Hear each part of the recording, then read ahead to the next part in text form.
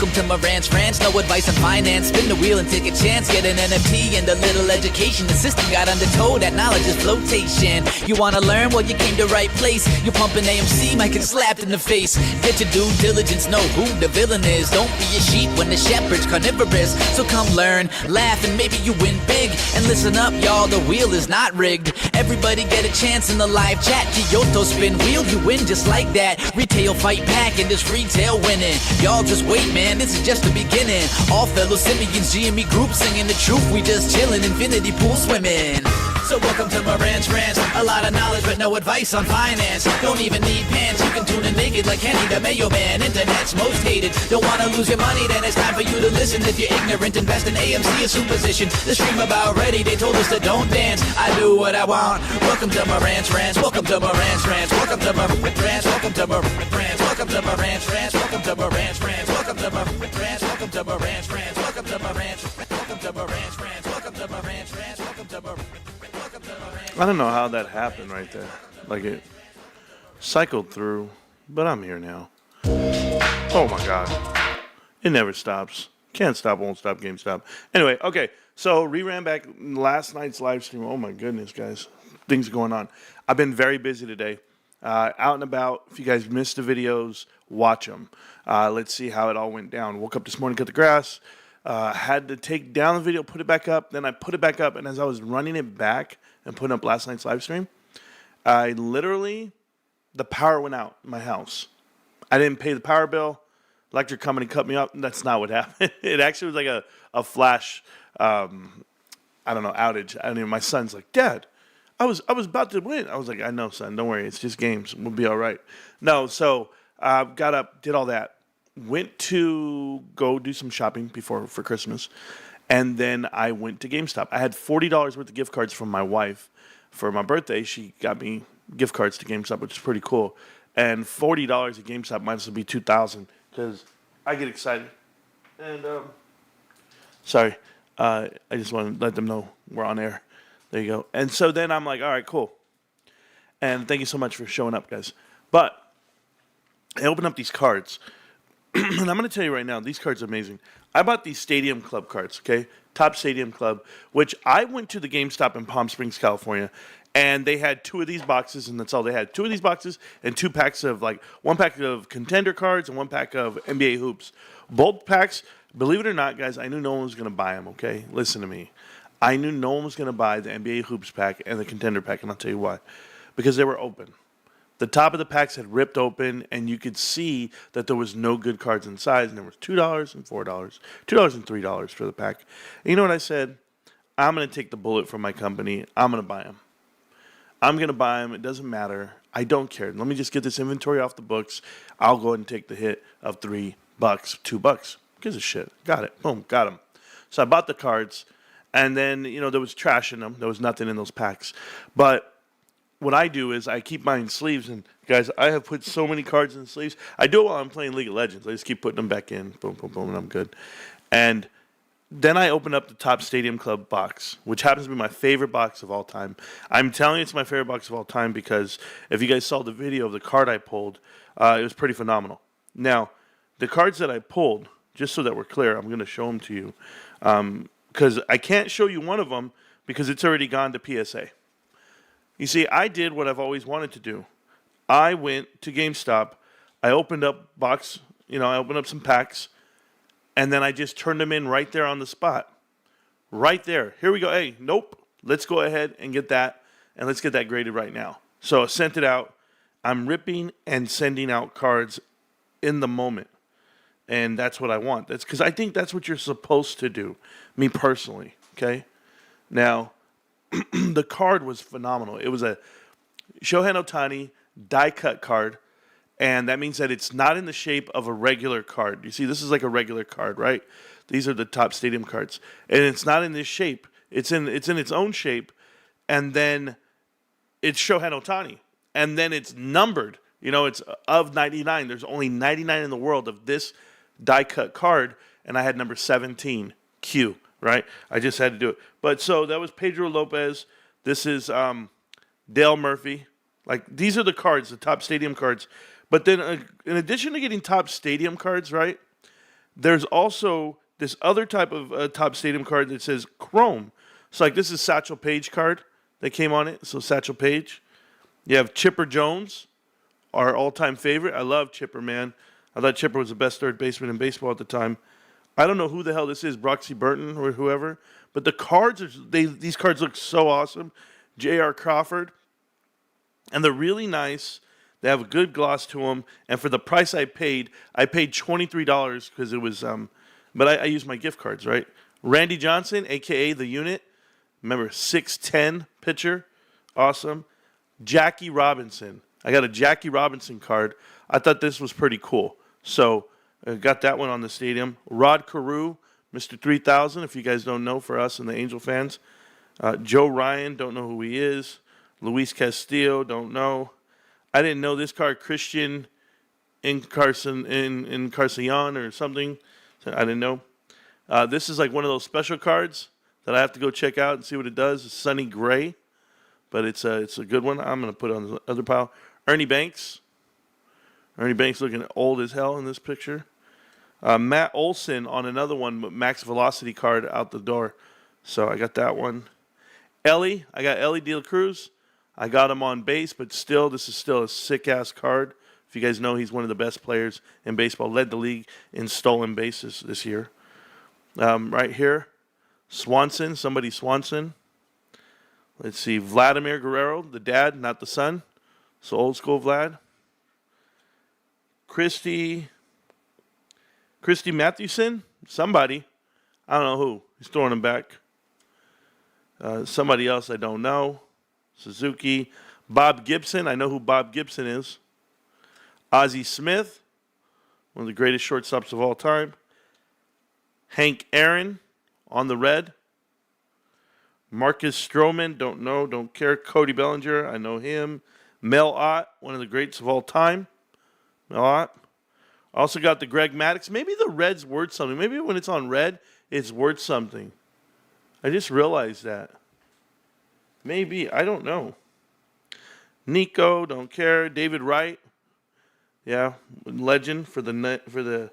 He was one of my favorite third basemen as well. Stan the man, usual.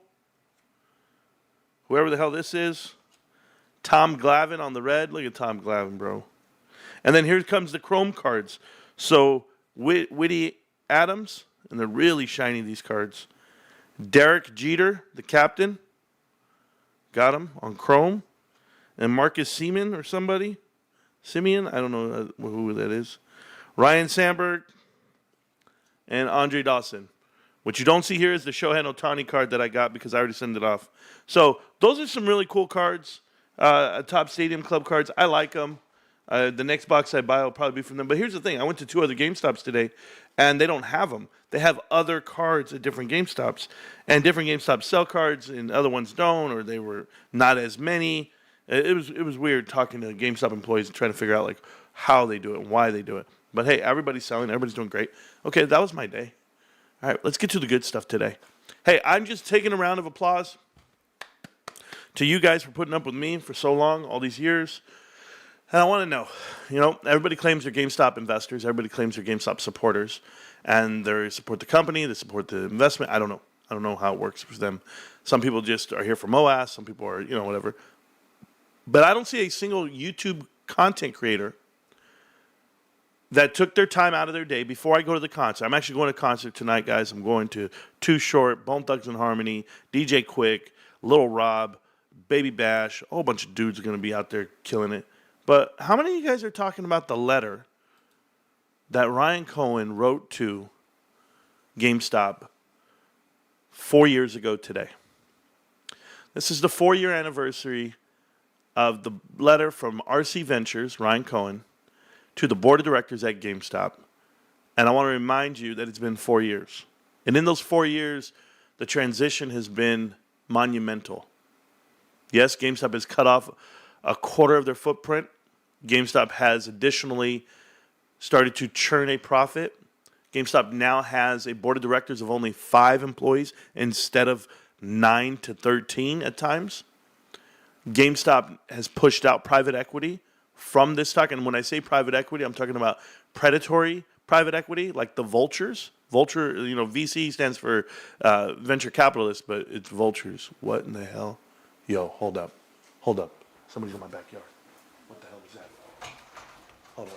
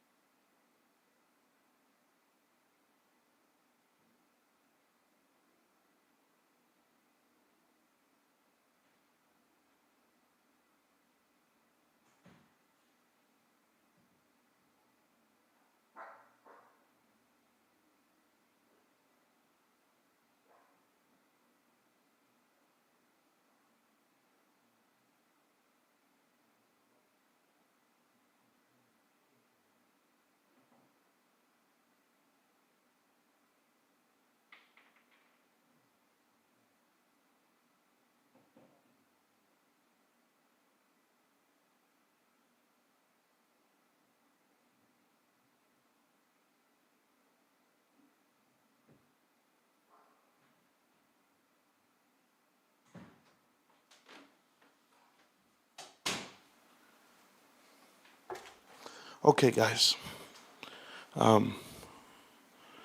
That's how fast things can change. Man. Man.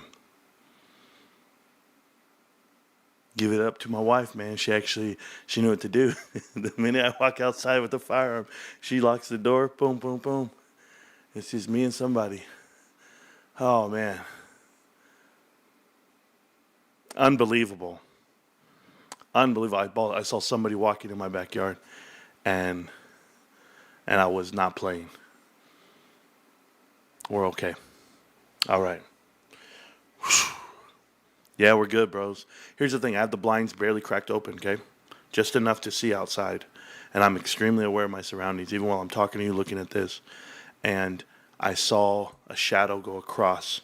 And it was at the height of someone that I could see, like, the hips walking by.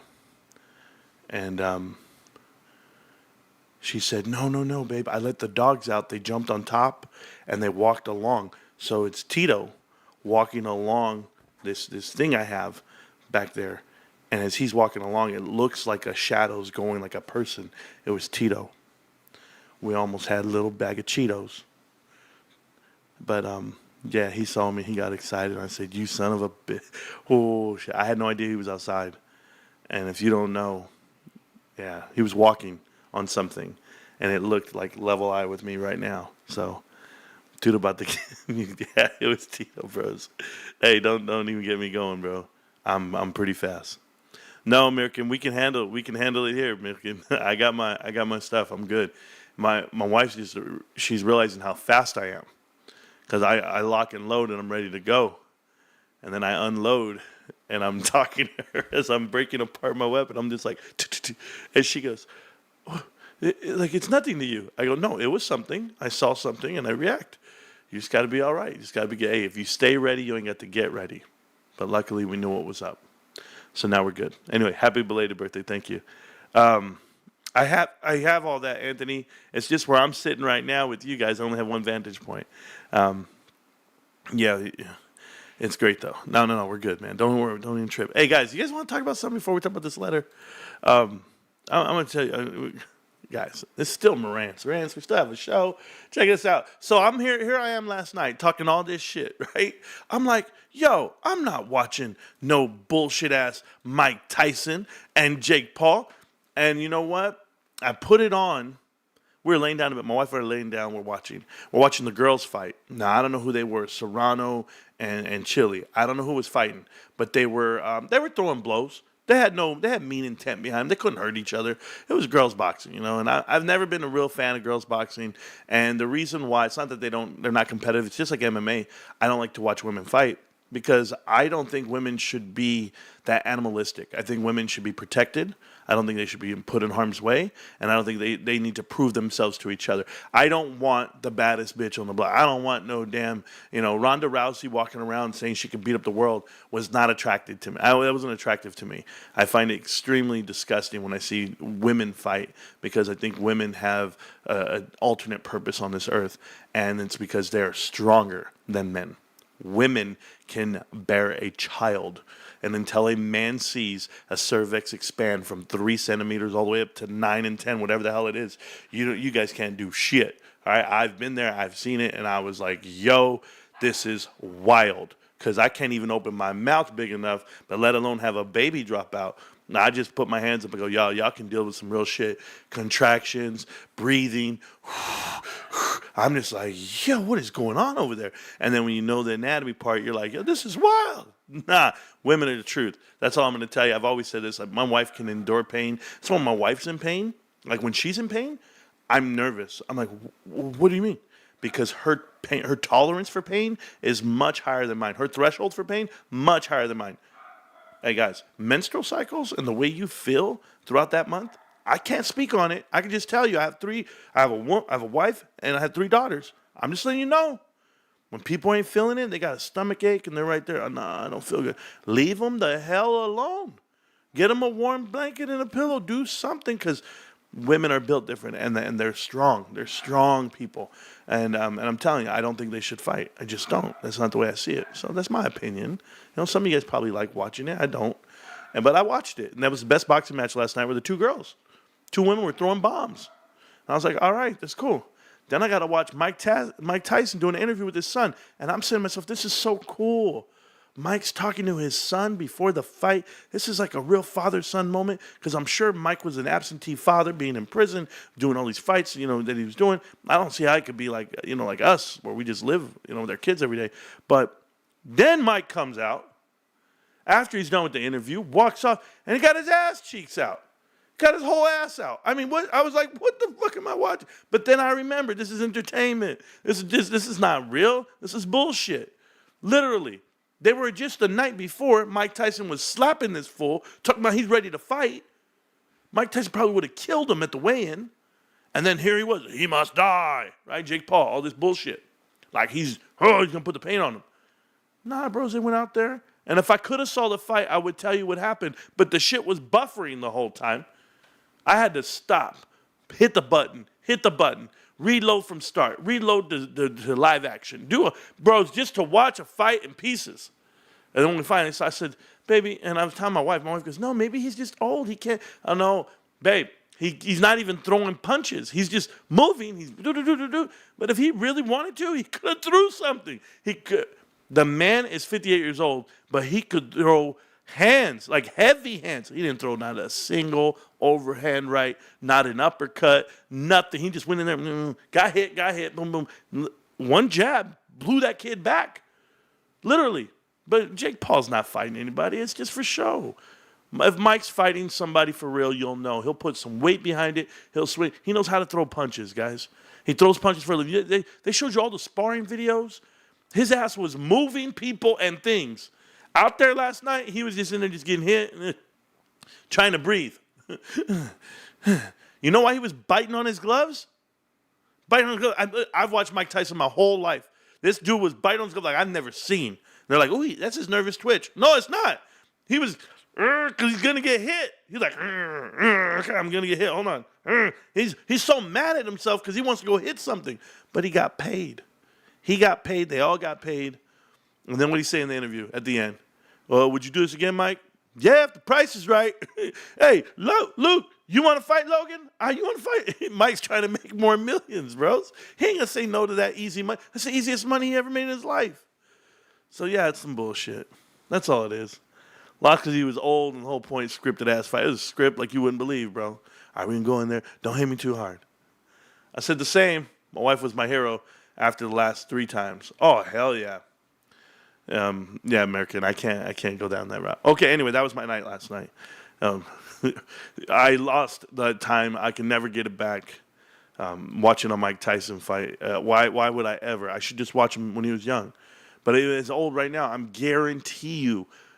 Don't listen to me. Hey, just a warning to anyone out there who sees Mike in the street. Don't do it. Don't walk up to him and be like, oh, I could punk this old ass man. But no, you can't. He's right there just doing the shit. Okay? I'm telling you, that was all for show. Don't confuse the show and entertainment with real life. I promise you this. And Netflix, you guys lost all credibility last night on a live event. You don't have the bandwidth. You don't have the technology. And you're going to show an NFL football game on Christmas? Bro, you can miss me with that one. I don't watch NFL anyway, so I won't. Horrendous show. He's still a beast at 58. Yeah, he would have. You know what Mike could have did? Mike could have actually ran up to him and just hit him with his stomach and his chest, and it would have knocked that kid out. Logan Paul doesn't deserve to be where he's at. You know, Logan Paul's only fought one dude under 30. One guy under 30, and he lost. And it was a boxer. Other than that, everybody's been over 39 or older, and they're all has-beens at their sport. One boxer, one for real boxer, and that was it. Logan Paul is nothing. Nothing. No, I don't care. Logan, I'll tell you to your face, bro. You're 225 pounds of paid training. You have all the money in the world to pay the top trainers in the world, and that's what you are. I don't know if you've ever seen this story about wrestling. I forget what it's called. It's about the U.S. wrestling team and how the Foxcatcher. If you guys have never seen the documentary about the Foxcatcher and the camp of wrestling, there was this billionaire guy, and he used to give money to all the wrestlers because wrestlers don't make money, right? But the all world wrestling, right? All state, world's Olympics, and he's paying all this money to the wrestlers just to train with him from his camp under his name called Foxcatcher. And sure enough, he feels that he, by hanging around with these athletes and training with them, he is capable of doing what they do. So what does he do? He starts his own tournament. He actually funds a tournament and gives himself a trophy for going up against some non-trained old guys. I'm talking about like 60 years old, 50 years old. You guys got to go watch the Foxcatcher, please. It's one of the greatest things I've ever watched in my life, and it's phenomenal, guys. But, you know, hey. Okay, we're going to go back to talking about and there's a film, by the way, a Foxcatcher film. But John DuPont is his name. I had to go look it up right now because I know I've seen it. And he's crazy old man. He actually killed Dave Schultz's brother, I believe that was his name, or he killed Dave Schultz, right? He killed Dave Schultz, two-time gold medalist, I believe, and his brother Mark Schultz is the one who was there. They were all part of the team, but he killed him. Like, you guys got to watch this thing, dude. And I know they did a movie of it, but you got to watch the documentary. It was the 14 for 40, or whatever it was. And they're absolutely crazy what happened with this dude and how it all went down. But yeah, hey, people need to get paid for what they're doing. Mark Schultz and Dave Schultz. Yep. Wow, Kurt Angle was a member of the Schultz team. Wow, I did not know Kurt Angle was part of that crew. You guys know Kurt Angle is. He's a wrestler. He won gold, and then he went on to WWE and WWF wrestling. But yeah, crazy, dude. Absolutely wild that he killed the number one wrestler in the world, Dave Schultz. Dave and Mark were brothers. And he went to prison. He died in prison. He was sentenced to 33 years for the murder of Dave Schultz. Too bad, man. Dave Schultz was it. Absolute madman. And there you go. Anyway, I remember when it all went down. It was in the 90s when he killed him. It was too bad, bro. Too bad, so sad. Okay. Back to you guys. We're back to chat, back to everything. You're live again? Thanks, bro. Yeah, Dan. I'm live, man. The DuPont family, yep. Guy's got damaged knees, man. Come on. Not even worth coming. I saw the whole Tyson fight uninterrupted. The announcers kept gaslighting it, giving the reason why Tyson sucked. Yeah, exactly. I can't stand for them to have Roy Jones Jr. as a color commentator. And what was Rosie Perez doing on the mic? Like, what the hell was going on, bros? I don't get it. Timothy Bradley wasn't available? I mean, come on. It's ridiculous. Anyway, I don't know when this stream's going to get cut off, guys, only because we got to go to a concert tonight. And don't worry, I'm wearing my Haas coat. I'm wearing the Haas to the concert. I don't even care how I go to this concert. This concert's going to be ghetto as hell. I can already tell. Everybody's going to be lit, and I'm not because why? Because I got to go to work in the morning, but at least I'm going. Anyway, let's go to it. Okay. RC Ventures, here's a letter to the board of directors back in the day, 4 years ago today. Maximizing shareholder value by becoming the ultimate destination for gamers and card collectors. Don't worry. Dear members of the board and the members of the board of directors, the board, RC Ventures, together with affiliates, RC Ventures, is one of the largest stockholders of GameStop Corporation with ownership of approximately 9.98 of the company's outstanding common stock. Given that our attempts to privately engage with you since this summer have yielded little progress, we feel compelled to send a clear message to the board of directors today. GameStop's leadership should immediately conduct a strategic review of the business and share its credible plan for seizing the tremendous opportunities in the rapidly growing game sector. GameStop needs to evolve into a technology company that delights customers and delivers exceptional digital experiences, not remain a video game retailer that prioritizes its brick and mortar footprint and stumbles around the online ecosystem. So they've done that. They've cut out a lot. I want to give you this example, though. He owns 9.98% of the company. I want to show you what Berkshire Hathaway owns. You know, Warren Buffett at the helm. This is the most recent 13F via November 14th. That's what it is. So here's what they own. Just to give you an example, Amazon, they own 0.1, a tenth of their shares are there, but the portfolio percentage is 0.7 on Amazon. $2 billion with the Amazon stock. Okay.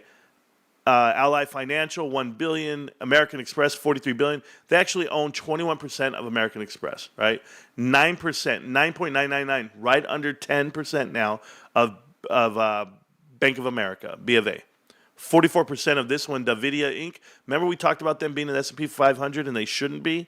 But they own 5% of a lot of companies. That's why they have tremendous influence off of what these companies do. Kraft Heinz, 26%, almost 27%, over $10 billion of that company they own. They own all of this in here. Moody's Corp, they own so much of Sirius Radio. I don't understand it, but we'll figure it out. And then Visa, they own 8.6. So I've been looking at their portfolio, been studying it, see how they own things.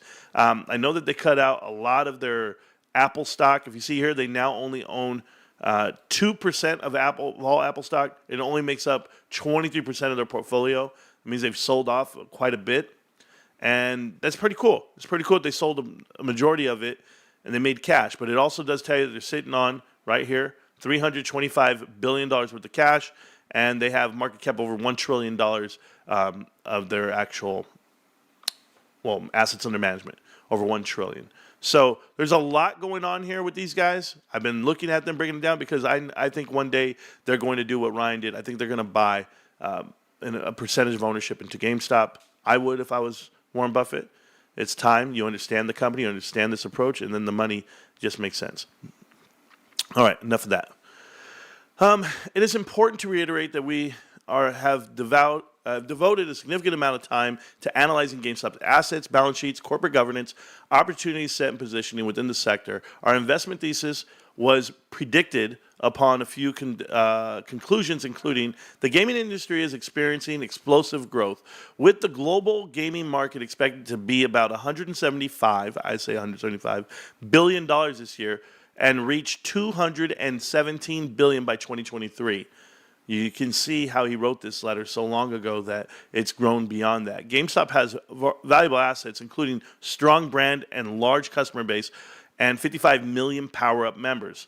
You know, that's something that's not talked about enough for GameStop for me, is that the transition from GameStop's power-up rewards member to now pay $25 a year instead of $15. And the $25 a year has locked in a lot of new people this year, this quarter, these last 6 months. I would like to see the year-end number. But when people say, hey, they dropped off, you know, it's all right, Frank, if you missed a birthday, we're around. But they always say, and I'm hoping you're doing better, man. Man, pneumonia sucks. Yeah. So the thing is, for us, you have to remember that GameStop's getting some of the members back. They did lose a core product of it, but when they get them back, guys, they're not getting equal. Whenever you see the number growing, the thing is this: they're growing at $25 each, not at 15 anymore. So that's awesome. You used to have to get 10 members back in the day to get $150. Now it's only going to take you 6. All right, I like the ratio, but we're there. Despite GameStop losing substantial market share to forward-looking competitors, the company can still emerge as the market leader and ultimate destination for gamers if the board can set a credible strategy to capturing growth opportunities. What the best part I like about this whole damn letter is Ryan Cohen is asking for transparency and plan everything, and he does none of it. He doesn't give you anything, but yet he was asking them. But he should. He's the one buying in on the company, right? We recognize that the board may feel it's insulated from stockholder scrutiny after adding new directors to this past spring and seeing a recent stock price uptick, which only came at the heels of Ryan Cohen Ventures filing its 13D. We also understand that you may expect that a new console cycle will at least temporarily appear to validate the company's adherence to an outdated business model that is over-dependent on brick-and-mortar sales. In our view, all of these assumptions are faulty and short-sighted. Absolutely. You got to plan for where the puck is going, not where the puck is, right? We urge the board to give the right level of consideration to assessment of GameStop's challenges and opportunities, an ideal path forward. Additionally, detail on all 3 of these points is included in this letter. GameStop's challenges stem from internal, well, there you go. Internal intransit, I don't even know what the hell that word is, bro, and an unwillingness to rapidly embrace the digital economy. So that's their own intransigestion. I don't even know how to say that word. Is it concierge? I don't know, bros. I'm not that smart. Significance? I don't know. Singence? I don't know. Something about the internal. Hey, I'm not a Rhodes Scholar, bro. I've never had to write that word a day in my life. Oh, my goodness. Technology is challenging nearly every aspect of the gaming world, ranging from the way gamers shop and how they interact and compete with one another. This is why RC Ventures believes successful and durable players of tomorrow will be technology-first companies that specialize in gaming products, experiences, and services. Experiences and services. PSA. I love it. And by the way, I got to get a new controller for my GameStop, for my PC. I know I have an Xbox controller, but I'm going with CandyCon coming up. I already planned it out in my head, and that's the way it's going to go down. Yeah. Unbreakable and Shawshank. Oh, the 2 best movies. I highly recommend the movie Fearless from 1993, best Rosie Perez movie. Rosie Perez. Her best movie, bro, was White Man Can't Jump. So please stop. Please stop. All right? I don't even want to hear it. No way. But I used to like Rosie Perez. I did. I'll tell you, she's just annoying enough. Unfortunately, it's evident to us that GameStop currently lacks the mindset, resources, and plan needed to become a dominant sector player.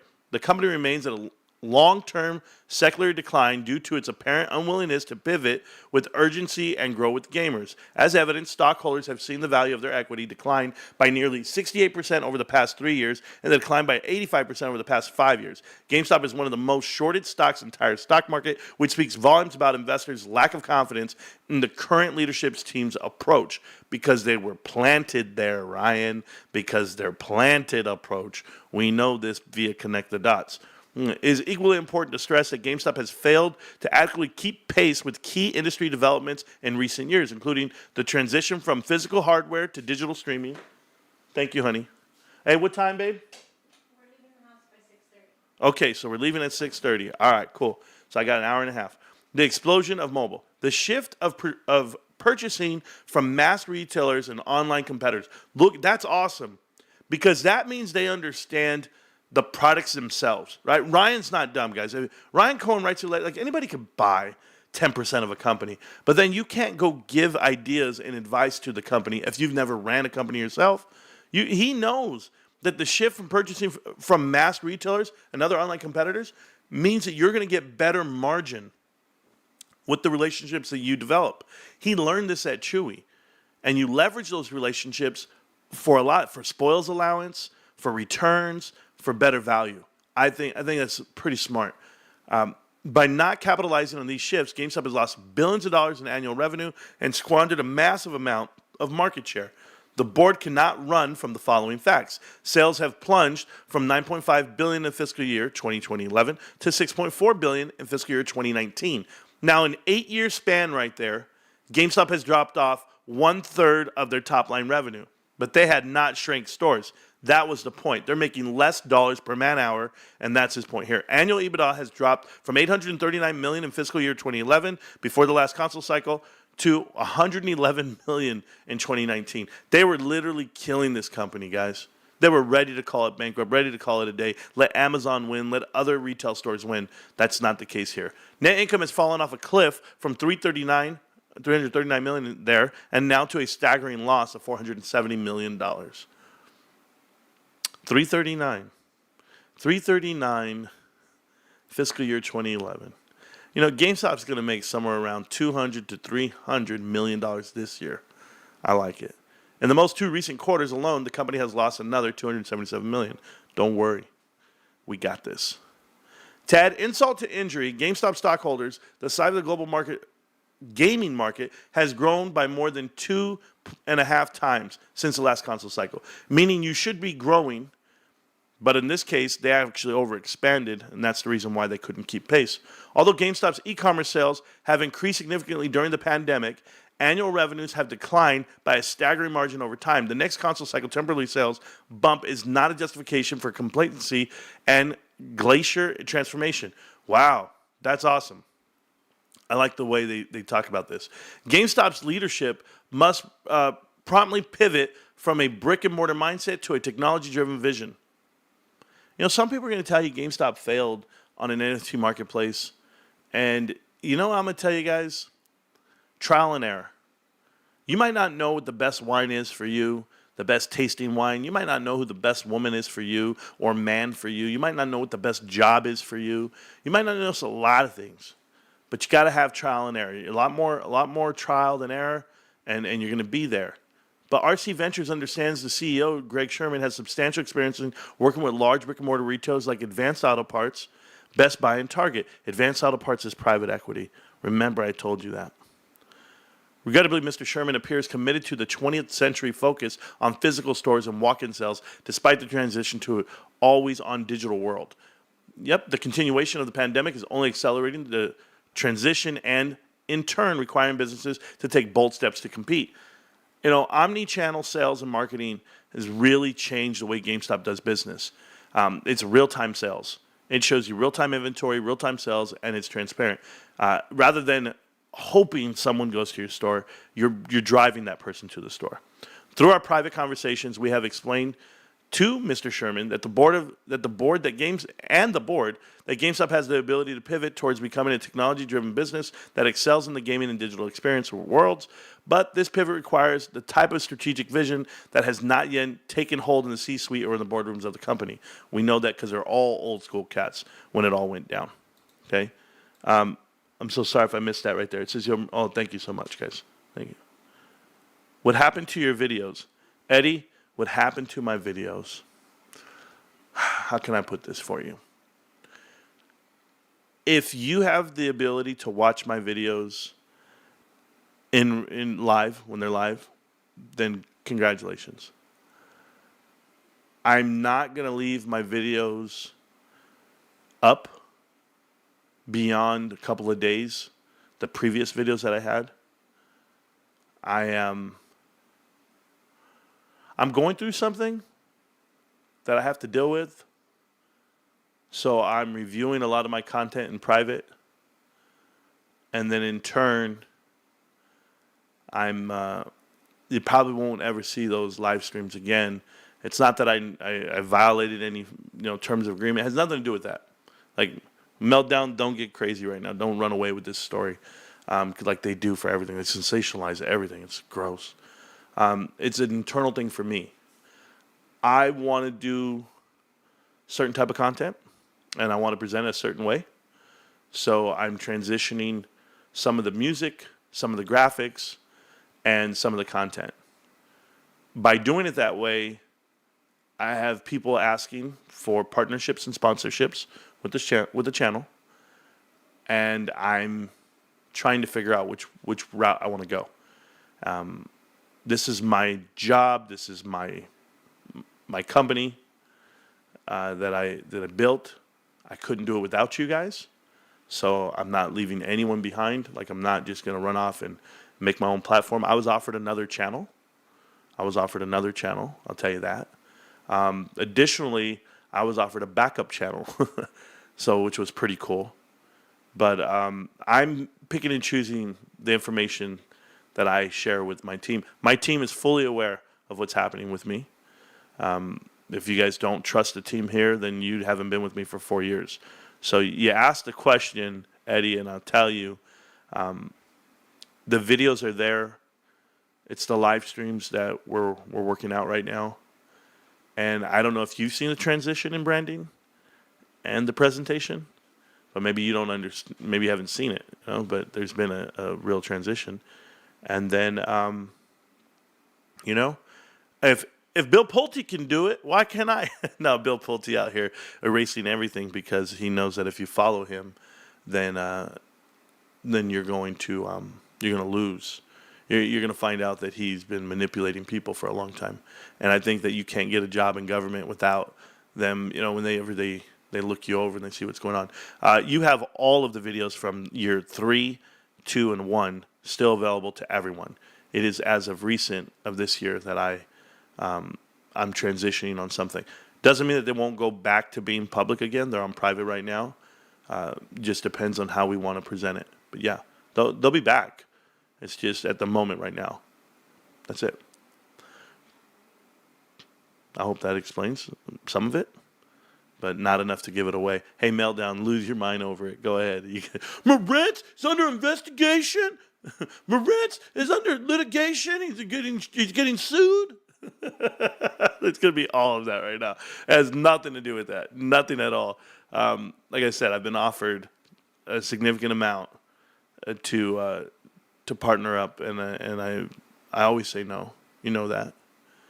But I want to do it the right way. So if I just keep the channel in my name and just keep it rolling this way, there's like legal things that you have to do to protect yourself. There's a reason why you transition, you become an LLC. I learned from my brother a lot of things. If you guys don't know, my brother has a platform that is a business now in his name, and what he's allowed to do and not allowed to do and how he markets it, and he makes his money.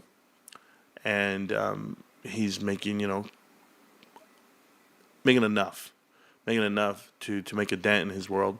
And I'm not. I'm not. And not that I need to. It's not that way. It's just when you get presented with a couple of things, you start reviewing, and you start seeing what's best for you. And I'm just telling you right now, I'm not leaving you guys behind at all. So Marantz is going to be a boxer and fight Jake Paul. Oh, I would do it tomorrow. And I would do it with no gloves. I would love to do hand-to-hand combat with a lot of those guys that claim they're athletes and they're fighters. A GameStop big ship moving north to Valhalla, iceberg. Yeah, it's happening. To be honest with you there, Eddie, now that you asked, I'm just prepping for MOAS. I think GameStop's going to go crazy within the next year, next 6 months. So, yeah. Documentary after documentary comes out. I get asked to do interviews. I get asked to do a meet and greet. I don't know if you guys have seen the meet and greet videos on my feet, moving the streets, but there's a lot going on for me and my family. So, I box Marantz every night with a custom pillowcase. Oh, there you go, bro. Good luck, Hulk Hogan, punching the pillows. I could say some jokes right now, but I won't. They're not needed. I'll just leave it alone. Yeah, so if you didn't see the live streams, you can watch other ones. There's just some that are taking a bulk of them that are taken down right now. They'll come back online. We just have to. There's a whole vetting process on it. So partnerships are there, guys. Respect is there, and I do a lot of due diligence when it comes to putting someone on the show or partnering up or putting my brand next to someone. That's why my moderators have been who they are for so long. I've known them for 4 years and, been involved with this stock for a long time. And everyone always says the same thing. Marantz, you're going to blow up one day, man. This thing's going to go crazy. The stock's going to go wild. People are going to come to the channel. You want to be prepared for all of that. So we're taking those steps. And it's time. It's time. This is the time. So just hang out with me. If you don't want to, all right, whatever. But my last 3 live streams are still live. They're not going down. It's just the previous 6 months, 8 months, something like that we're reviewing for something. If GameStop takes practical steps to cut its excess in real estate costs and hire the right talent, it will have the resources to begin building a powerful e-commerce platform that provides competitive pricing, board gaming selection, fast shipping, and truly high-touch experience that executes and delights customers. This is the type of world-class infrastructure that was constructed at Chewy, which is worth multiples of GameStop's current market cap. Thank you for that, Ryan.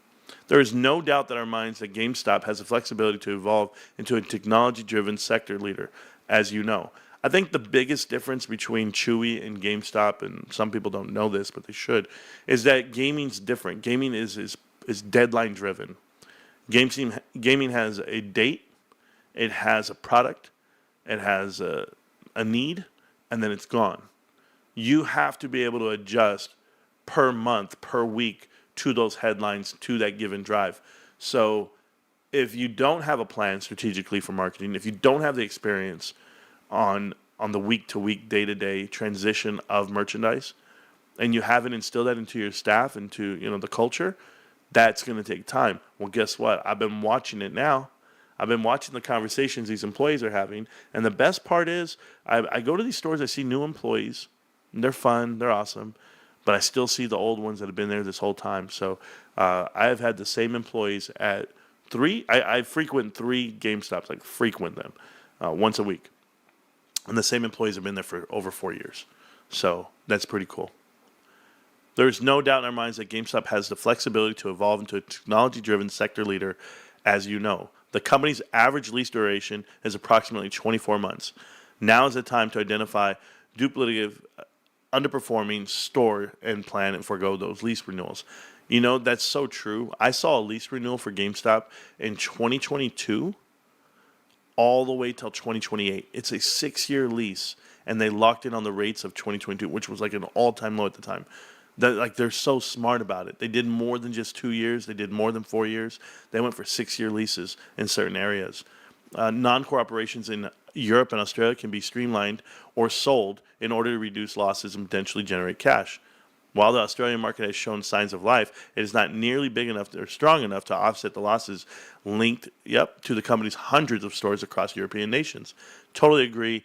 A lot of the times where you don't do these foreign stores is because the dollar's not as strong.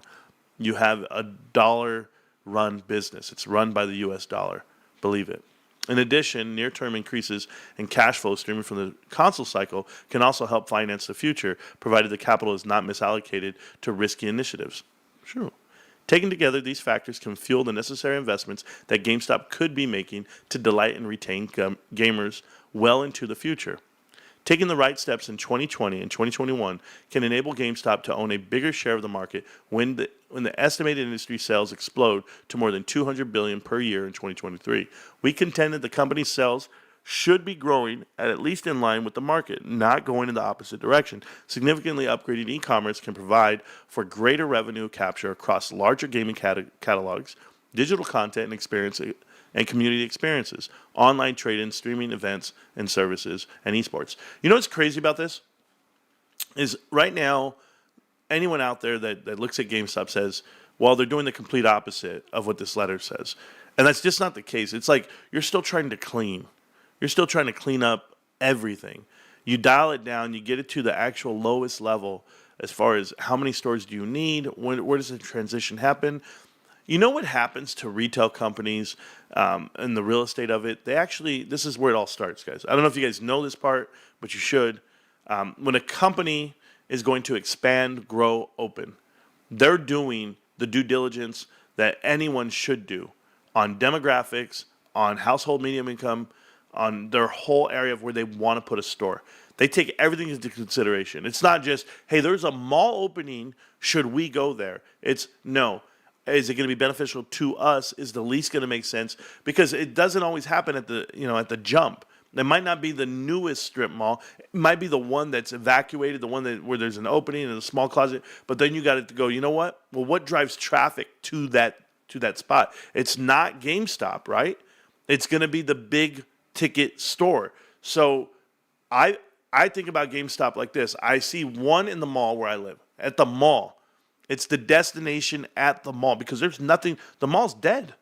But yet you're there at the mall. So if you're going to Victoria's Secret, American Eagle, Hollister, JCPenney, Macy's, if you're going to Sears, you're going to this mall. There is a GameStop there. All right, cool. There's a GameStop in La Quinta. Same parking lot as Walmart and Floor & Decor. But I'd say Walmart is the driven, right? Then you have a GameStop in Coachella. And in Coachella, where the GameStop is, it has a great little corner spot, is a Food for Less and other retail stores all around. Ace Hardware, there's another DD Sales, I forget what it's called, DD Stores. But there's a lot of traffic right there. It's like the hub of it all, and it's in a nice part of that city rather than the bad part of the city. So those are the three places that have all this foot traffic, all this drive-by traffic, and they also have bus stops. So if you go look at a GameStop that's by the freeway, okay, I have a problem with that. Should not be by a freeway near transit areas. It's hard to get buses out there by the freeways. And then you have to make sure that everyone can reach these games. What are the GameStops that got shut down? I had to think about it. I was like, oh, there was one in Indio. It got shut down. Why? It was in a weird, funky traffic area. Like, you couldn't get to the building unless you came in on one side, but there's no flow on the other side. It was really bad traffic, really bad parking situation. Nothing there but a dentist office. Nothing else around it. I look at Palm Springs. It's tucked away in a corner. It's not the best spot in town, but it's the only spot in town. It's the Ralph's. It's Carl's Jr. There's other little restaurants right there, right by it. It's across the street from the high school. All right, they picked the right spot. So I think GameStop's doing that. I think GameStop's going through and mapping out where they're going to put their next store. I've seen every retail company do it. They take so many things into consideration before they actually put one up. I don't think they were doing that before. I think they were just giving an empty building any space possible and expanding, just to say they owned a spot. Because I remember when a new property got built over by the freeway, brand new property. Like, I can only imagine what they were paying in rent. But they put a damn GameStop out there. And it's so far from housing. There's not a single neighborhood. There's not a neighborhood within 5 to 10 miles from that shopping plaza. And there's a damn GameStop in there.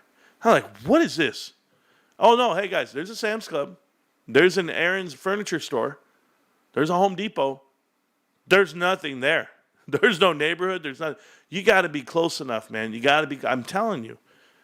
I looked, okay, so that one's next to Palm Springs High School. This other one's by Palm Desert High School. And then this one's by La Quinta High School. They're all by the high schools. Oh, I love it. If I'm GameStop, I'm putting a GameStop next to most of all the high schools, if I could. RC Vengers, let's see what else I got up here. It says, we urge GameStop to adopt the right roadmap to value creation now. Absolutely. RC Ventures hopes this letter provides the board with a clear sense of GameStop's addressable challenges and clear opportunities. We have stopped short of outlining the determined turnaround plan in this correspondence because the onus is on the board and Mr. Sherman to do their jobs and produce a viable strategy. That's right. He's not going to do your job for you. That was his point. Okay. In this spirit, we urge you to quickly provide stockholders with a credible and publicly available roadmap for cost containment. You know what's crazy? You know what's the best part about this? He can do this. He can do this because the stock was underperforming. They were running out of cash. They were losing money. He can. You know what? Nobody could do this to him. You get. Oh, well, who? Richard Newton? Write a letter? Get mad? Is that what he can do? Everyone else whoever wants to get mad and throw their hands up. Tell us what you're doing with our money. We want to know. It's like, you're so dumb. This guy knows what he's doing, and that's what this tells you here. Prioritizing profitable retail locations and geographic markets, I'm trying to tell you, and building the e-commerce ecosystem gamers desire, without a doubt. Please be advised that RC Ventures is not interested in receiving a lone seat on the GameStop 10 member board. It is not enticing to become an isolated stockholder advocate on the board that has overlooked years of digital revenue opportunities to are persuaded over massive value destruction without assuming full accountability. We want GameStop's leaders to do their jobs and implement a strategy for bringing the company into the 21st century. Sincerely, Ryan Cohen, Managing Member, RC Ventures, LLC. You guys do know RC Ventures is only one guy. It literally is only one guy. That's the best part. But he didn't want a lone board seat because, you see, he'll get outvoted. He'll just get pushed around, and then what can he do? He went in and he got 3 seats. Him, Larry Chang, and Alan Adel. Great. Same 3 guys who developed Chewy. And that's what happened. That was the story of GameStop, and it's been 4 years from then till now. The roadmap is very vague. It's just trying to get them to start the engine, go one way. And these guys said they did the opposite. You know what these guys did? This is how cocky private equity is. This is why I tell you the fight is private equity. The shorts. No, you guys are stupid. Listen, the fight is private equity. Private equity was in the pole position at GameStop. They told everybody what to do. And what they're going to do now is, what they did now is, they turned the company over to Ryan. They all got golden parachutes. They all got paid and walked out. And they said, okay, Ryan, you know better? You want to do this? Let's do it. You want to fight in the public? You want to do it out in the open? Let's do it. But guess who owns the public? Guess who owns the media? They do. Guess what they're going to do? They're going to hurt your company and destroy it from other angles, which they've tried. Ryan went for it. And so did you. And guys, I'm proud to say 4 years later, we're winning. We're winning big. We're not losing $1 billion a year. We don't have sales declining like they think they do. We actually have more sales per store than we've ever had. We're making more money per man hour than we ever had. It's a profitable company. It makes a profit.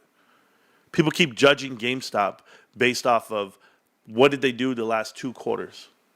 What did they do the last 3 quarters? Not realizing that they're a cyclical company, like most retail stores, where they make the bulk of their profits in the final quarter. We're in that final quarter today. As of today, November 16th, we have the rest of this month, December and January, to move the needle. What am I doing?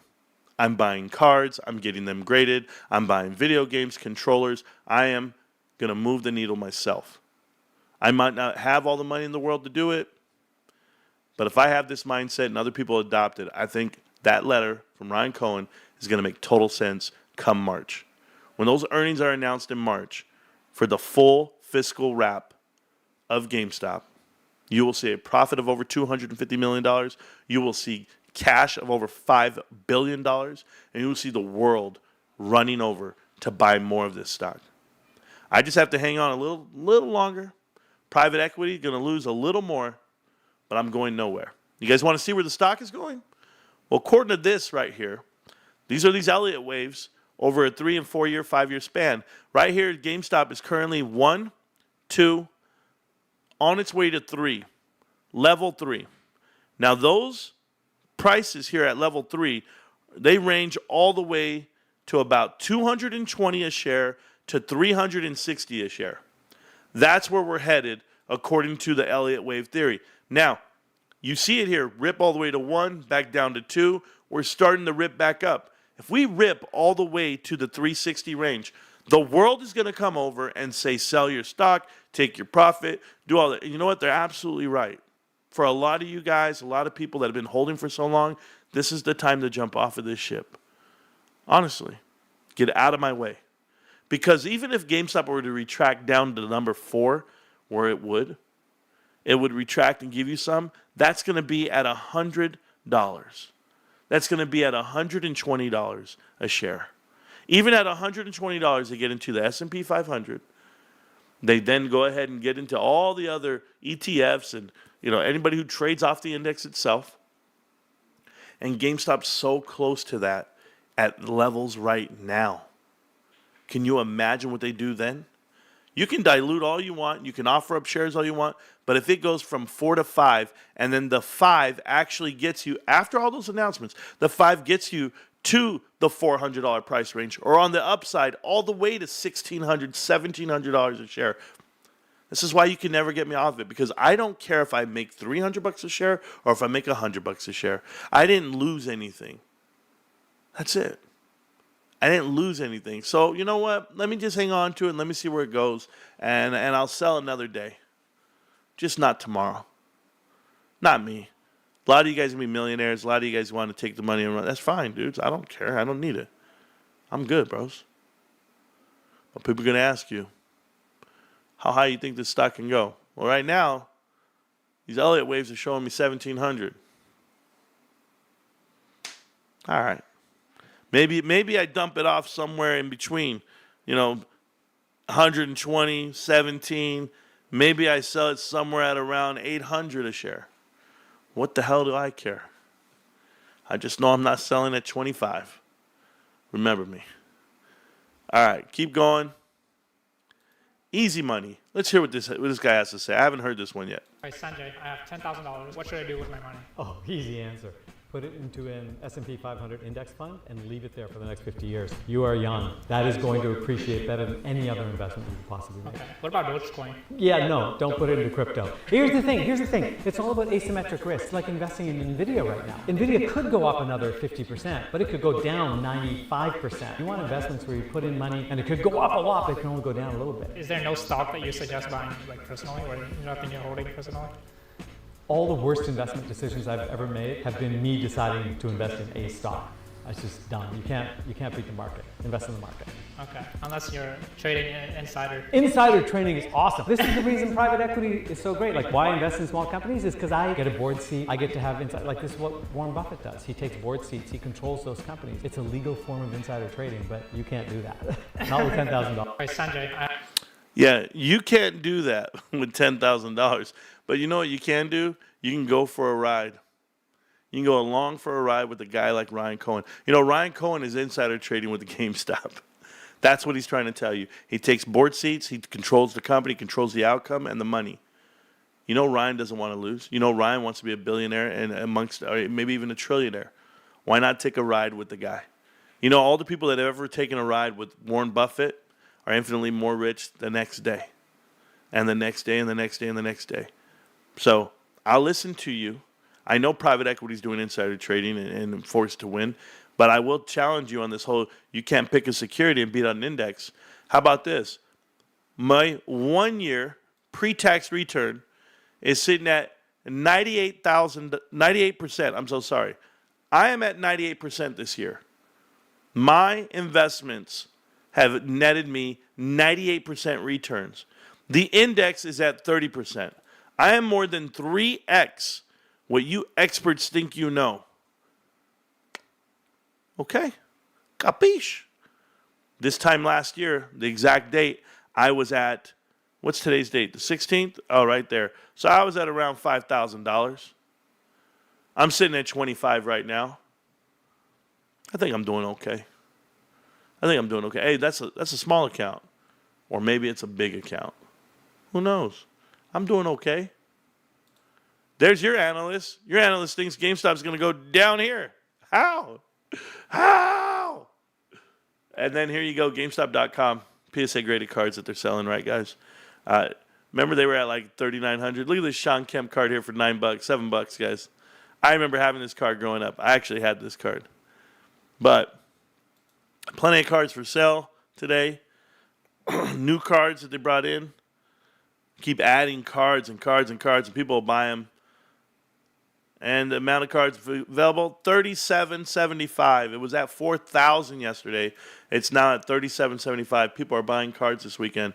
I'm very excited for that. But hey, easy money, bro. Easy money. All right, are we done? Can I go read the chat now before I go to this concert? I got to get ready. Get excited. Thank you. It says here, if you did get a good sponsor for the channel and everything gelled, I hope you consider it at least. You do put a ton of work in and effort into what you do. American, I do everything I can to make the channel better. Okay? And that's what I'll continue to do. Happy anniversary, Marantz. Yes, happy 4-year anniversary, guys. Appreciate you. The Great Ape, been with me forever. Thanks, Marantz. We need you out here. I'm doing my best, V. I'm doing my best. But thank you. Gaming also tends to be more seasonal and cyclical, far more so than pet supply stores. Yes. There's usually a GameStop on most military installations also, especially training bases. Young gamers want to spend money. I like that. I like that a lot. If they had it when I was in the military, that would have been cool. They didn't have it when I was in the military. But it would have kept me in the barracks instead of down in the Ville, if you know what I mean.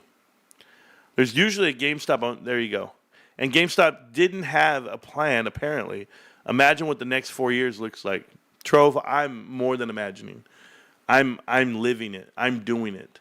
I am the next 4 years. You know, when I say statements like that, people get mad, they get triggered. I am GameStop. Bros, let you walk into a GameStop, let you shop there, and let you tell the counter person, say, hey, how you doing? Oh, by the way, no, I just want to let you know, I'm GameStop's biggest fan. And they'll look at you and be like, sure, bro, whatever. I work here, you don't. I'm like, shut your fucking mouth, bro. Shut your mouth when I talk.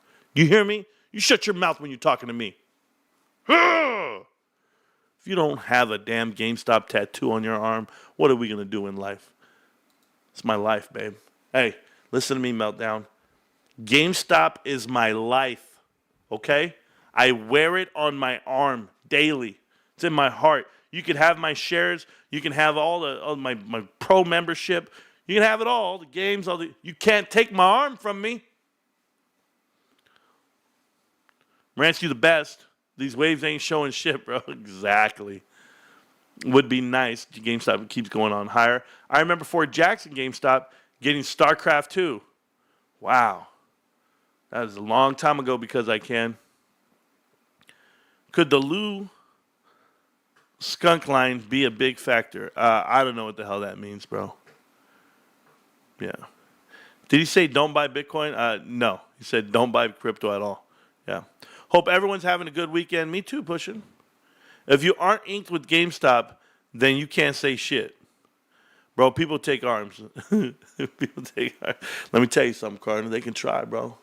They can try. Hey, Carter, can you just tell the whole world I ain't shit? Because I have still not mailed off what I promised to mail to you. I have been so busy. I am dealing with stuff that you guys can't. You know what, Carter? I should dial you in on what we're dealing with right here with the channel. You're a good cat. You've been a supporter. My mods know what's up with me. And I get some really good advice from them. And I'm just doing my best. But it's going to be good. It's going to be great. All right, guys, listen up. I'm going to concert tonight. It is the 4-year anniversary of GameStop. And Ryan Cohen writing a letter to the board of directors. But the real anniversary is tomorrow. Because tomorrow is one day closer to MOAS.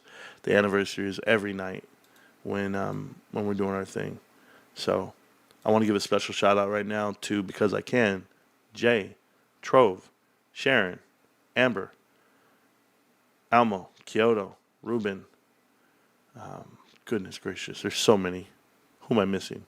Herber Garcia, no? Jesse, my boy Jay, Vinny, aka Vinci, Stacks a lot, hot this year. Imhotep, Gabriel, Marcelo, Whiskey, Minty Fresh Turds, Michael Vanetti, Carter's Corner Pocket, Dynamite _41, Bam, Be More Better Invest, Barton,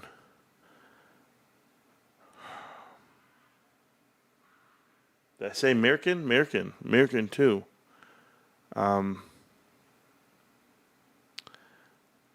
There's a whole bunch of other people. I don't know who I missed. My boy Chad Clifford. It was his birthday the other day. Obviously Frank. Frank's my right-hand man. Mr. T. Michael Anthony. I guess. Join late, thanks, bro. Damn, I didn't even know you weren't here, Marcel. Willie, all the thank yous. There you go. Yeah. Nah, just a shout out to all you guys hanging out. Yeah, I do have the number. You're right. Just some stuff I'm going through. Anyway, good stuff. Never bad. Always good. You know why it's good? Because it's God's plan. Okay, you guys ever get stressed out on shit? Like just too much and you're acting out? Chill, bros. Chill. I don't care what life's throwing at you. Just chill. And you'll be all right. You're going to make it. I'll say you keep swinging. You know, I'm going to miss the show like 3 days in a row. Because he sleeps during the day and I go live and he has to work at night. And then he was like, texting me, he's like, yo, bro, I missed the show, man. And then I was like, what did you do? Get arrested? I mean, what the hell happened? I call him, like, you get arrested, bro? He's like, no. I was counting my winnings from Palantir. I was like, oh, goddamn.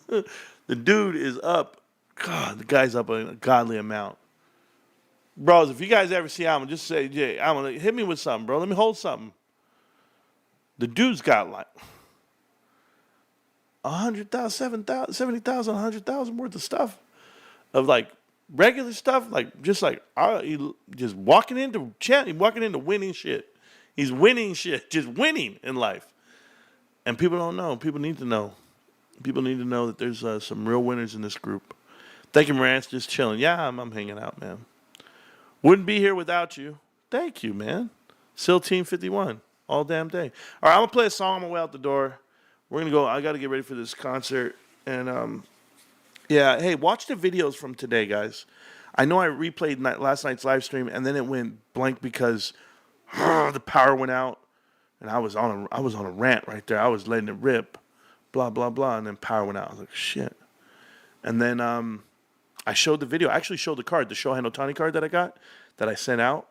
If you guys go look at the Discord right now. Oh, let's go look at the Discord. We can do it at the Discord. You ain't got to go nowhere. I posted in the Discord. Hey, by the way, you guys want to join the Discord? Completely free. It always will be. Awesome. All right, we're here. Okay, we're up here. This is what happened today. This is my day today. Right here. So one, this is proof that I sent it out. There's a Shohei Ohtani card and me signing and sending it out. There's proof. But here you go. All right, guys. I'm opening up these packs of Top Stadium from GameStop that I just bought. And oh my God, the cards I got, right? So they're telling me, like, there's all these crazy cards, right? So then I got this one, Marcus Simeon. And I'm like, that's cool. And it's on a chrome. I guess chrome's like really good, right? Stadium chrome. And then I was like, okay, I opened it up. And there was a new card. It was, I don't know, some Chief Fantasy Sunny Gray card. And it was all over the place. It was supposed to be really nice and special numbers. And then I got this card, Stadium Chrome, Derek Jeter. And I was like, yo, I got a special one, right? No. The pack I just opened. Holy shit. Number 17 of 99. Oh, my God, bros. Shohei Ohtani. Oh, my God. I'm on my way to GameStop. I'm sending this off to get graded right now. Holy hell. Oh, my God. I can't believe it. Oh, bros. Yes, the numbers are on it. It said, yeah, my finger's on it right there. Look at this. It says at the bottom right there of 99. Oh shit! I'm about to fall over. All right, peace.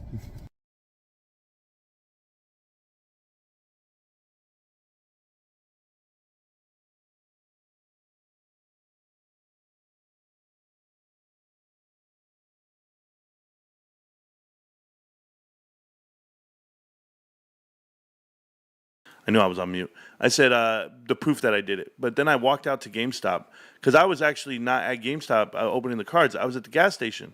I went to go get gas. And then I turned right back around, went back to GameStop and said, hey, man, I got to send this off. He was like, what happened? What'd you get? I said, man, that's the best being in the World Series. Yeah, deserved it, brother. Got a stack I'm going to send off soon, too. Do what you do, bro. I thought you were already ready. Yeah. Oh, I'm ready, but I mean, I got to put on shoes and stuff like that. I have on my shoes right now.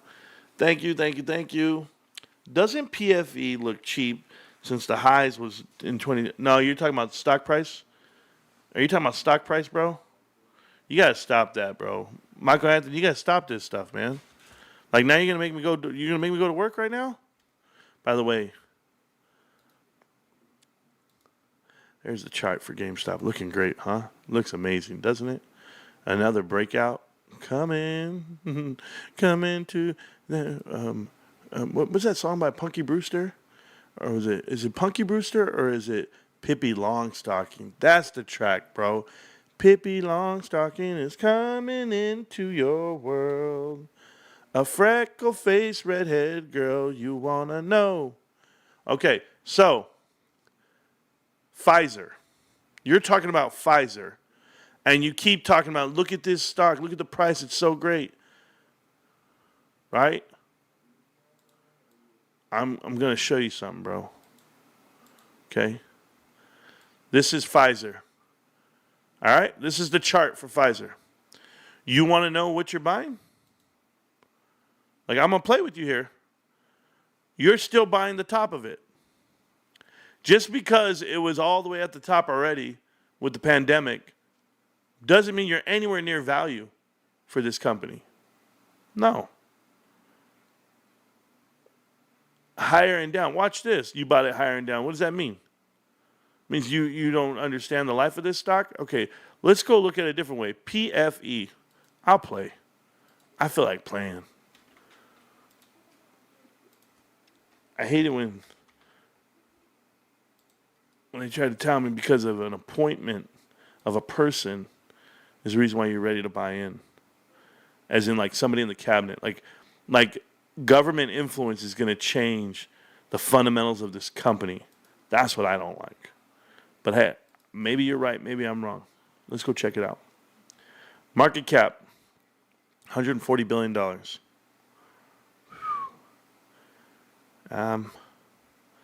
Pay a dividend. It's $24 a share. Not bad. Dividend is 6%. What a massive dividend they pay. Trailing 12 on income, revenue from $100 billion, $100 billion, they're at $59 billion. So yeah, they're down. Massive. Holy hell. Cost of revenue, gross profit, not bad. SG&A is more than it's ever been. R&D, flat. Operating expenses, ooh. Operating income, massive. Looking healthy. Interest expense, they got some real ass loans out here. But they make a good profit, I can imagine. Pre-income tax, shareholder. Ooh, is that okay? And gross margin. Oh, look at that. It's good. Yeah, they're decent. They're a decent company. Let's see if I want to buy them, though.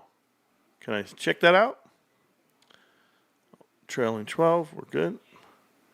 Cash and cash equivalents. Short-term investment, $9 billion. On current total assets, 43. 219 versus 126. Current ratio is not even a 2, which is rough. All that money in the world and the retained earnings is only 121. Am I seeing that right?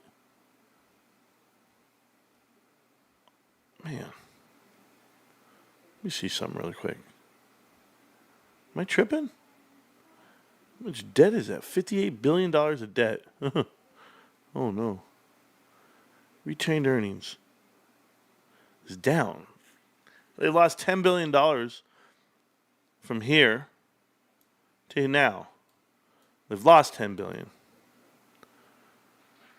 Oh, the people are getting rich off this shit. Shareholder equity, $92 billion. They have a book value of $16 a share, but a tangible book value of negative $36,000 a share. Or negative $6 a share. Yeah, that's bad. But 16's not bad. Yeah, I guess in the world of pharmaceuticals, trading at, a little, almost 2 times book. Yeah, man. There's plenty of downside to this stock. They have a lot to fall down on. I'd have to look at the board of directors. I'd have to look at a lot of things. If you think Robert F. Kennedy's going to be, that's not the pick. Honestly, guys, I'll tell you right now, this is not a stock I would buy. Ever. No way. There's not enough top run. There's not enough top side to it. What was the highest during the pandemic? $53 a share, $54 a share? What the hell are you going to do? Double your money? Go ahead. Go double. Where do you think this thing's going to go? It's never gone above this. Never gone above 88? You're definitely not going to get 3x on this. Maybe I'm crazy. Outstanding shares, 5.6 billion. Hell of a dividend, though. I will give you that. For 24 bucks, I'm getting 6% yield.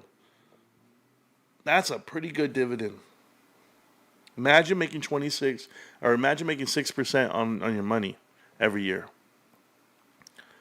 I mean, that's pretty good. 6.77%. That's damn good, bro. Huh. But I can't do it. I just can't do it.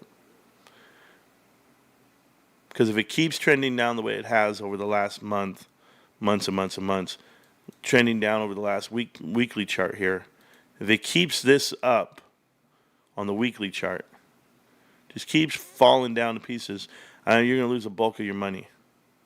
You ready to buy it right now? I'll tell you, I'll do another one for you. It's triple bottom right here, okay? 1, 2, and 3 right here, even almost quadruple. Let's see a rebound. If it can recover from this, have a V-shaped recovery, then I would say, you know what, you're onto something. But like you see this right here, see this? See how it went down? It went below. 1, 2, 3. Hit the triple bottom right here. Triple bottom. It makes an M for Marantz. 1, 2, 3. Then down all the way to the ground. V-shaped recovery, right? V recovery, and then all the way back down, and you just drained the whole shit out of this. So why do I see that again right here, but on a smaller timeline? Look at this. And let me go to the daily so you can really see it. You're here. You see the M right here. Boom, boom. And now it's on the down. It's going to have a V-shaped recovery and then drain everything out of it. That's what it looks like to me. But, you know, I could be wrong. I can't tell you the last time I was wrong that way. Oh, I'm not even showing you. Holy shit, bro. Look at that. My bad, bro. Now watch this, okay? Watch this. Here's my problem, okay? I'm looking at this chart with you. This is touch the bottom, touch the bottom, touch the bottom, right? All this touch bottom. Boom, boom, retest, and then fall down to the ground. It reminds me of this weekly chart here where it touches, comes back and falls down. Look at this one. You see this right here? Do you see this? 1, 2, 3 points of contact. 1, 2, 3. Fall down, M, and then fall to the ground. V-shaped recovery. Suck everything out of it. Same deal. You're going to go here. 1. Well, I got to give you a different, smaller time frame. Daily chart. Touch, up, drain everything out of it. Maybe it recovers back and then falls right back down. Everything dragged out of it. That's what it looks like they're doing. It looks like they have an algo on you. I definitely wouldn't touch this stock. And just so that we're clear, you're nowhere near the bottom or the top. You're overpriced right now. You're overpaying for it. This is where it was, 2010. This is during the real housing crisis, the real bullshit. They said nowhere to go. So plenty of room to come down from $24. It has all the world in the world to get down to where it was. You're on the top half of this chart. Yeah, I mean, look at this. Look where it's been your whole life over here in the comparison of this stock. Didn't go all the way to the moon until 1991. This is a monthly chart here, bros. I play long games. I'm invested for 10 years. That's the way I run. Would I be winning over here at Walgreens? Hell yeah, I would. Because I'm not buying it up here in this upper echelon. The gap up from over here in 1989. Nope. Look at this shit. Out of here. Moderna. Same lifespan. Look at this nonsense. Built all the way up during COVID. All the way back down. There's a trend going on here. The only one that's outside of the trend is here at Clove. And I don't like it. I don't like Clove doing the opposite of what the other, health and wellness, health care. It's not where I'm at. I'm over here. Look at this shit. I'm excited for these guys. I want to see it all. I want to see it all fall down. Talking about the recovering in the after hours. Recovering in the after hours. It'll get right back out of there. Right back out. They'll suck it right back out. So, anyway. All right, I got to take off now, guys. I really like you guys, but it's already 5:51. We got to get to the concert. All right. Marantz on this chilly Saturday. They're great. Yes. All right. Love you guys. Take care. GameStop. Can't stop. Won't stop. GameStop. I'll see you around. Peace. All right, here we go. My track for the night. Hope you like it. But thank you, Adele, for all the lyrics. I was sitting here eating a Philly cheesesteak, and I just got told I got to turn that off for a minute. Yeah, anyway. Yeah, I said congratulations, but like now we got to talk. Yes. Oh man. Oh, anyway. Yeah, I got a call. Hey guys, great day for me. I know the date, November 16th. Let's see how it all works out. It's all right. I got to call her. All right, peace.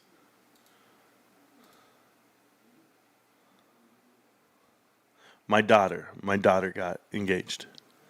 Yeah, it's my second oldest daughter.